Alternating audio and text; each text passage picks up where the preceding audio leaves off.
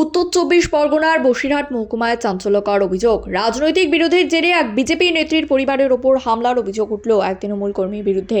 ঘটনাটি ঘটেছে বসিরহাট মহকুমার হাসনাবাদ থানার বিশপুর গ্রাম পঞ্চায়েতের খেজুরবেড়িয়া এলাকায়। অভিযোগ অনুযায়ী বিজেপি নেত্রী জ্যোৎস্না দাসের বাড়িতে বেড়াতে এসেছিলেন তার বোন নন্দিতা দাস। সন্ধ্যার সময় বাড়িতে অন্য কেউ না থাকার সুযোগে অভিযুক্ত প্রতিবেশী সুমন দাস আচমকা বাড়ির ভেতরে ঢুকে পড়ে। এরপর নন্দিতা দাসের ওপর শারীরিক নির্যাতন ও মারধরের অভিযোগ ওঠে। এমনকি তার পোশাক ছিঁড়ে দেওয়া এবং অশ্লীল ভাষায় গালিগালাজ করার কথাও জানানো হয়েছে।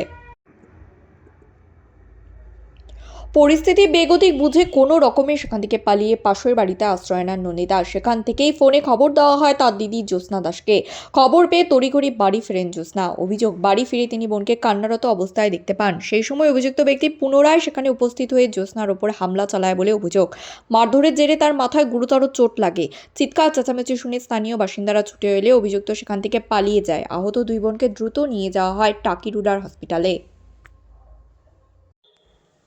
এই ঘটনার পর এলাকায় তীব্র উত্তেজনা ছড়িয়ে পড়েছে। প্রশ্ন উঠেছে, এটি কি শুধুই রাজনৈতিক বিরোধের ফল, নাকি এর পেছনে অন্য কোনো ব্যক্তিগত কারণ রয়েছে? যদিও অভিযুক্তের তরফে এখনও কোনো প্রতিক্রিয়া পাওয়া যায়নি। আক্রান্ত পরিবার জানিয়েছে তারা ইতিমধ্যেই হাসনাবাদ পুলিশ স্টেশনে লিখিত অভিযোগ দায়েরের প্রস্তুতি নিচ্ছেন। পুলিশ সূত্রে খবর, অভিযোগ পেলে তদন্ত শুরু করা হবে এবং ঘটনার সত্যতা খতিয়ে দেখা হবে। এখন দেখার বিষয় এই ঘটনায় প্রশাসন কী পদক্ষেপ নেয় এবং এলাকায় উত্তেজনা কত দ্রুত নিয়ন্ত্রণে আসে। আপনার নাম? নন্দিতা দাস। নন্দিতা। আচ্ছা, কি কারণে আপনি থানায় উপস্থিত হয়েছেন?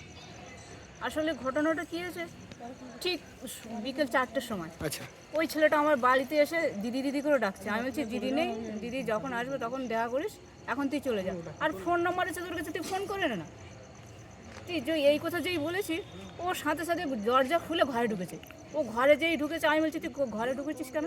ঘরে ঢুকার তো কোনো দরকার নেই, তোর সাথে তো আমার কোনো দরকার নেই, তুই চলে যা।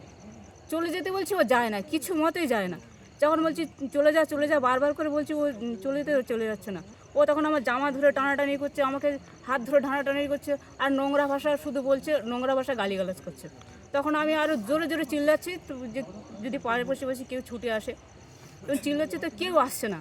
তখন আমি ছুটে একা যখন বেরিয়ে গেছি, পাশে বাড়ি গিয়ে আমি একজনের ফোন করে দিদিকে ডাকলাম, দিদি ঘরে ভীষণ দুর্ঘটনা ঘটেছে, ওই সুমন এসে আমার উপর অত্যাচার করতেছে, তুই শিগগিরই আয়।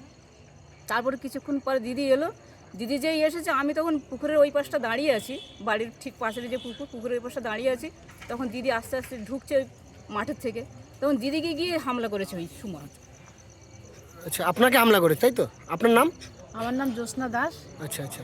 পশ্চিম খেজুরিয়া দাসপাড়ায় 97 নম্বর বুথে এই ঘটনাটা ঘটেছে। আমার বোন ফোন করতে আমি ওখান থেকে চলে আসি।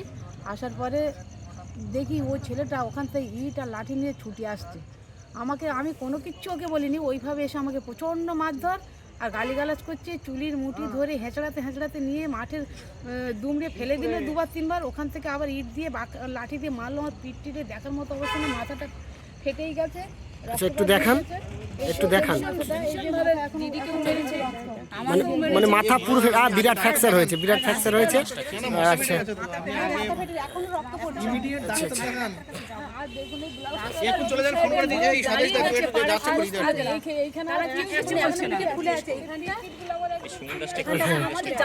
আচ্ছা, আচ্ছা আচ্ছা। যিনি মারধর করেছে ওনার নাম কি বললেন? সুমন দাস। সুমন দাস, হিমাংশু দাস।